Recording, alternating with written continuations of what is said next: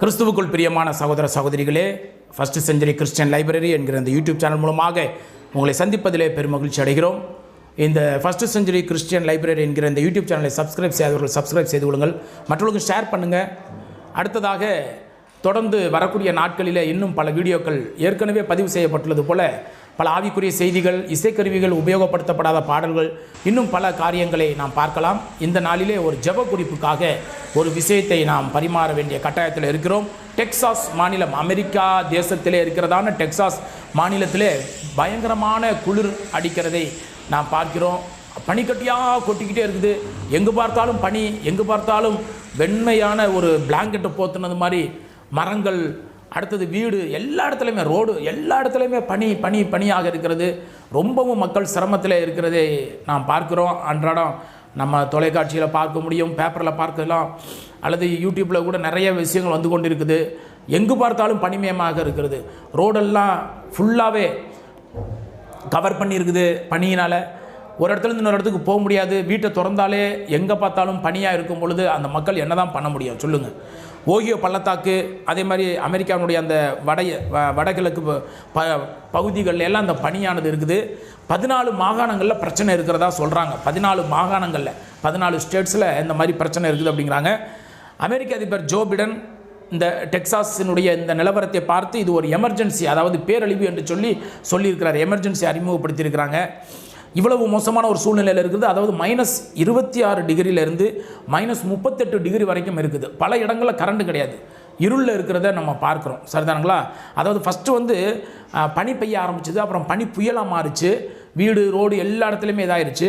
இதனால் என்ன ஆகுதுன்னா, அந்த எலக்ட்ரிசிட்டி பவர் கொடுக்கக்கூடிய அந்த சிஸ்டம்ஸ் எல்லாமே பிளாக் அவுட் ஆயிடுச்சு. அதாவது இருட்டான ஒரு சூழ்நிலைக்கு போயிடுச்சு. முதல்ல பனி பெய்ய ஆரம்பித்து மக்களுடைய வாழ்க்கையை புரட்டி போட்டுருச்சு. அடுத்தது லைட்டும் இல்லை அப்படிங்கும் பொழுது அது எவ்வளோ பெரிய கொடுமையாக இருக்கும் பாருங்களேன். கொஞ்ச நேரம் நம்ம லைட் இல்லை, நம்ம ஃபேன் இல்லைன்னா எவ்வளவுக்கு சங்கடப்படுவோம். அங்கே பனியும் ஒரு பக்கம் பிஞ்சிட்டு இருக்குது, இன்னொரு பக்கத்தில் இருளாகவே இருக்குது. எல்லா நேரத்திலும் இருளாகவே இருக்குதுங்கும் போது எலக்ட்ரிசிட்டி இல்லைங்கும் போது எவ்வளவு சிரமத்தில் இருப்பாங்க, அதை கொஞ்சம் நினச்சி பார்க்கணும். அதே மாதிரி கன்சாஸ் அப்படிங்கிற பகுதியில், கன்சாஸு, மினசோட்டா, சவுத் டக்கோட்டா, அடுத்து லூசியானா, இந்த மாதிரி ஸ்டேட்ஸில் தான் ரொம்ப அதிகமாக இருக்குது. சரிதானுங்களா? -26 டிகிரிலேருந்து -38 டிகிரி சொல்ல முடியாது. வட மாநிலங்களில் வட மாநிலங்களில் 8.5 டிகிரி வரும்போதே ரொம்ப குளிராக இருக்கும், ரொம்பவும் கஷ்டப்படுவோம். அப்போ -28 டிகிரி, -38 டிகிரிலாம் வரும்பொழுது எந்த அளவுக்கு இதாக இருக்கும் பாருங்கள். இதனால் என்னென்ன பறவைகள், விலங்குகள் எல்லாமே ரொம்ப கஷ்டத்தில் இருக்குதுங்க. நிறைய பறவைகள், விலங்குகளை காப்பாற்றுறதுக்காக விலங்கியல் ஆர்வலர்கள் மிகுந்த போராடிக்கிட்டு இருக்கிறாங்க. நிறைய பறவை இனங்கள் நிறைய செத்து கிடக்குது அந்த குளிர் தாங்க முடியாமல். அதே மாதிரி விலங்கினங்கள் எல்லாமே இந்த ஒரு விஷயம் கூட இருக்குது. அப்போ இதற்காகலாம் அரசாங்கம் நிறைய கடுமையாக போராடி கொண்டு இருக்கிறாங்க. கிட்டத்தட்ட 3000 ஃப்ளைட்ஸ் கேன்சல் ஆயிடுச்சு. 3000 ஃப்ளைட்ஸ் கேன்சல் பண்ணியிருக்கிறாங்க. இது ஒரு பெரிய பேரழிவு அப்படின்னு சொல்லிட்டு அமெரிக்க அதிபர் ஜோ பைடன் சொல்லியிருக்கிறதுலேருந்தே இதனுடைய நிலவரம் நமக்கு நல்லா தெரியும். எங்கே பார்த்தாலும் அது காடு, மலை, மேடு, வீடுகள், குடியிருப்பு பகுதிகள், எல்லா இடத்துலையுமே விலங்குகள் எங்கெங்கே இருக்குதோ எல்லா இடத்துலையுமே இந்த பனிமயத்தை தான் நம்ம பார்க்க முடியும். இதற்கு முக்கியமான காரணம் என்னென்னா, ஆர்க்டிக் பகுதிகளில் ஏற்பட்டிருக்கிற வெப்பநிலை மாறுபாடு, கிளைமேட் சேஞ்ச் ஆகிருக்குது அப்படின்னு சொல்கிறாங்க. அதாவது டெம்பரேச்சர் அதிகமாக இருக்குது அப்படின்ட்டு பாருங்கள். எங்கே பார்த்தாலும் இருட்டு, எங்கே பார்த்தாலும் பனி அப்படிங்கும்பொழுது அந்த மக்கள் எந்த அளவிற்கு கஷ்டப்படுவாங்கன்னு பாருங்களேன். அப்போ நம்ம உபயோகப்படுத்துகிறதான பல விஷயங்கள், பல காரியங்கள்லேருந்து இந்த SF6 அப்படிங்கிற கேஸ் எல்லாம் வெளியில் போகுதுன்னு சொல்கிறாங்க. இந்த ஃப்ரீயான் கேஸ் எல்லாம் சொல்கிறாங்க இல்லைங்களா? ஃப்ரீயான் கேஸ் இதெல்லாம் அதாவது கிளைமேட்டில் ரொம்ப சேஞ்சஸ் உண்டாகுதுங்கிறாங்க.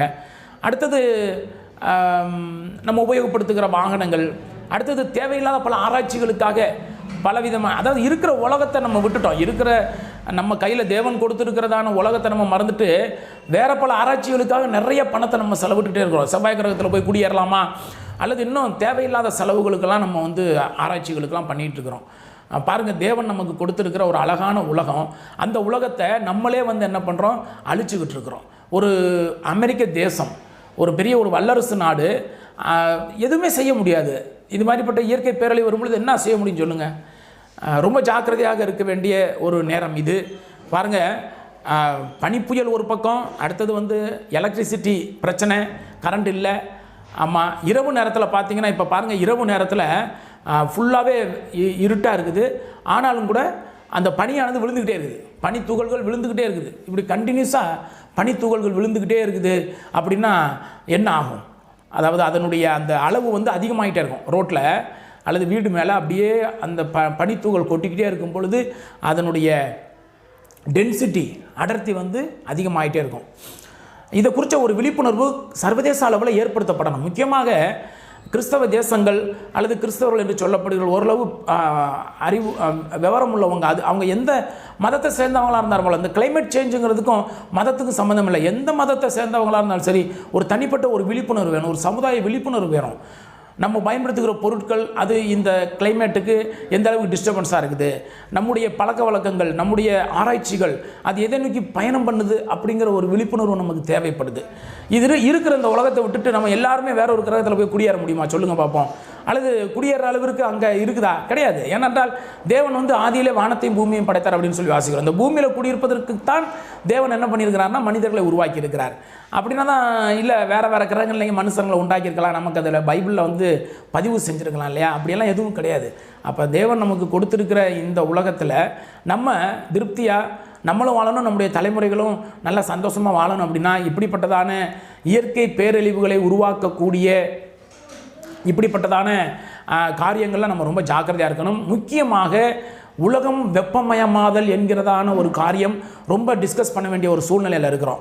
நம்ம பரிசுத்த வேதத்தை அனுதினமும் வாசிக்கலாம், ஜெபிக்கலாம், நம்ம வந்து தேவனுக்கு பிரியமாக இருக்கலாம், ஆவிக்குரிய விஷயத்தில் நம்ம பர்ஃபெக்டாக இருக்கலாம். ஓகே, ரொம்ப சந்தோஷமான விஷயம்.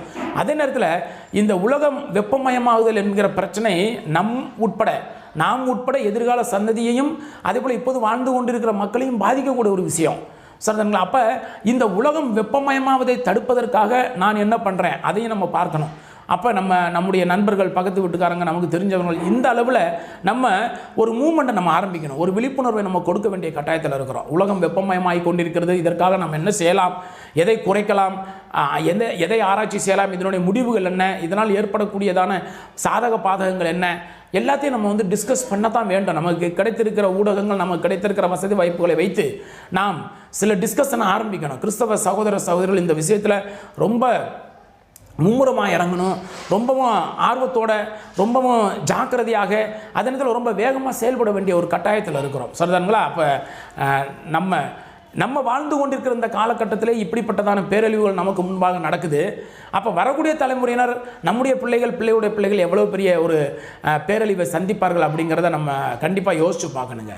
சரிதானுங்களா? அப்போ தேவன் படைத்திருக்கிற இந்த உலகத்தை, அருமையான ஒரு ஏதேன் தோட்டத்தை படைத்து நம்மள்கிட்ட கொடுத்துருக்கிறாரு. அதனால தான் அந்த first century Christian library YouTube சேனலில் பார்த்தீங்கன்னா ஆரம்ப கட்டத்தில் பார்த்தீங்கன்னா ஏதேன் தோட்டம் அன்றும் இன்றும் அப்படின்னு சொல்லிட்டு வீடியோலாம் போட்டிருப்போம். அன்னைக்கு எப்படி இருந்தது அப்படின்னு சொல்லிட்டு ஒரு என்ன சொல்கிறதுனா ஒரு இமேஜினரி ஆர்ட் அப்படி தான் அதை வச்சுருப்போம். அந்த பதிவுகள் வந்திருக்கும். இந்த காலகட்டத்தில் எவ்வளவுக்கு மோசமாக இருக்குது அப்படின்லாம் சொல்லிட்டு வச்சுருப்போம். அந்த காலத்தில் எப்படி இருந்தது அப்படின்னு சொல்லிட்டு ஏதேன் தோட்டத்தை படிக்கும் பொழுது தேவன் எப்படி படைச்சார் அப்படின்னு சொல்லிட்டு அப்படி ஒரு இதாக இப்போ கொடுத்துருப்போம்.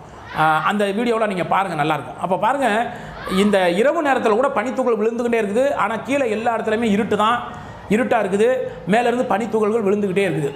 இங்கே பாருங்கள், ஒரு ரோடு, அந்த ரோட்டில் 2 பக்கத்துலையுமே எந்த அளவிற்கு பனி கொட்டி இது பண்ணியிருக்கு பாருங்க. ஒரு தனி வீடு அங்கெல்லாம் வந்து நம்ம ஊரை மாதிரி பக்கத்துலலாம் அடர்த்தியாக நெருக்கமாலாம் வீடுகள் இருக்காது, கொஞ்சம் இடம் விட்டு வச்சுருப்பாங்க. அப்போ எந்த அளவுக்கு மோசமான சூழ்நிலையில் ஒவ்வொரு தனித்தனி வீடுகள் மாட்டி ஒரு தனித்தனி தீவுகளாக அங்கே ஒதுங்கி கிடக்கிறத நம்ம பார்க்குறோம். எல்லாம் எங்கே பார்த்தாலும் பனி தான். சரி, பைப்பை திறந்து தண்ணி எடுக்கலாம்னா தான் தண்ணி வந்து ஐஸாக தான் விழுகுது, தண்ணியே வரமாட்டேங்குது. அப்படியே வந்தாலும் கட்டியாக ஐஸ் கட்டியாக தான் விழுகுது. அதனால் பல மக்கள் அதாவது நிறைய மக்கள் வந்து தண்ணிக்காக அங்கே லைனில் வந்து நின்றுக்கிட்டு இருக்கிறாங்க. தண்ணீர் கிடைக்கிறது ரொம்ப சிரமமானதாக இருக்கிறது. அப்போ ஒரு பக்கம் வந்து பனி கொட்டிக்கிட்டே இருக்குது, இன்னொரு பக்கம் கரண்ட் கிடையாது, அதாவது லைட்டு கிடையாது, வெளிச்சம் எல்லாமே இருட்டாகவே இருக்குது. அடுத்தது ட்ரிங்கிங் வாட்டர், குடிக்கிற தண்ணி வந்து கிடைக்க மாட்டேங்குது. அடுத்தது பறவைகள், மிருகங்கள், அவைகளெல்லாம் மோசமாக பாதிக்கப்பட்டிருக்கிறது. இவை இல்லாமல் இந்த நேரத்தில் அந்த கொரோனா வைரஸுக்காக கண்டுபிடிக்கப்பட்ட மருந்துகள் இருக்கு இல்லைங்களா, அந்த மருந்துகள்லாம் வந்து ஒரு இடத்துல இருந்து இன்னொரு இடத்துக்கு கொண்டு போகிறாங்க. ஆனால் அந்த இடத்துல வந்து என்ன ஆகுதுன்னா இந்த கிளைமேட் சேஞ்சினால அந்த மருந்துகள் எல்லாமே ரொம்ப ரொம்ப உறைஞ்சு போயிடுது. அதை திரும்ப யூஸ் பண்ண முடியாத அளவுக்கு ஒரு சின்ன சின்ன ஒரு பாயிண்ட் வச்சுக்கிடுங்களேன். ஒரு சின்ன ஒரு ஹெல்த்து ஒரு கிளினிக் இருக்குது. அந்த கிளினிக்கில் சின்ன ஒரு இடத்துல ஒரு 1000 டோஸ் வந்து வேஸ்ட்டாக போயிடுது. அப்போ மொத்தமாக பாருங்கள் எவ்வளவு வேஸ்ட்டாக போகும்னு சொல்லிட்டு. அப்போ பல வகைகளிலும் இந்த ஆர்க்டிக் அந்த காற்று, அதாவது ஆர்க்டிக் பிரதேசத்தில் ஏற்பட்டிருக்கக்கூடிய அந்த கால சூழ்நிலையானது அது வந்து மிகப்பெரிய அளவில் பாதிப்பை ஏற்படுத்தியிருக்கிறது. இன்றைக்கி அமெரிக்காவில் இந்த டெக்சாஸ் மாநிலத்தில் ஏற்பட்டிருக்குது. நாளைக்கு உலகத்தில் பல பகுதியிலும் ஏற்பட வாய்ப்பு இருக்குது. இப்போ நம்ம இந்திய தேசத்தோட பார்த்தோம்னா பல இடங்களில் பருவம் மாறி மழை பெய்கிறத நம்ம பார்க்குறோம் இல்லைங்களா. இந்த பருவத்தில் மழையே பெய்யாது, ஆனாலும் மழை பெஞ்சிருச்சு அப்படின்னு சொல்லக்கூடிய அளவில் இன்றைக்கி பருவமானது மாறிக்கொண்டே இருக்கிறது. அப்போ நம்ம என்ன பண்ண போகிறோம்? இதற்காக ஜெபம் பண்ணுவோம். தேவன் நமக்கு கொடுத்துருக்கிறதான வாய்ப்புகளை நம்ம பயன்படுத்துகிறோம், எல்லாம் ஓகே. அதே நேரத்தில் மற்ற மக்கள் மத்தியில் நம்முடைய கருத்தோடு வேதத்தோடு ஒத்து வராத மற்ற நபர்கள் அவர்களுக்கு இந்த உலகம் சொந்தம் தானே, அவர்கள் இந்த உலகத்தில் வாழ்ந்து கொண்டிருக்கிறார்கள். எனவே இது மாதிரிப்பட்ட ஒரு பொதுவான ஒரு காரியம்னு வரும்பொழுது, அதாவது உலகம் வெப்பமயமாதல், கிளைமேட் சேஞ்சு, இது வந்து ஒரு பொதுவான ஒரு விஷயம். இது வந்து கிறிஸ்தவன், முஸ்லீம், இந்து இப்படி பார்க்குறதே கிடையாது. சரிதானுங்களா? அப்போ இவை எல்லாரையும் ஒன்றிணைத்து ஒரு பொதுவான ஒரு காரியத்தை, ஒரு பொதுவான ஒரு மூவ்மெண்ட்டை நம்ம பண்ணுறதுக்கு நம்ம தயாராக இருக்கணும்.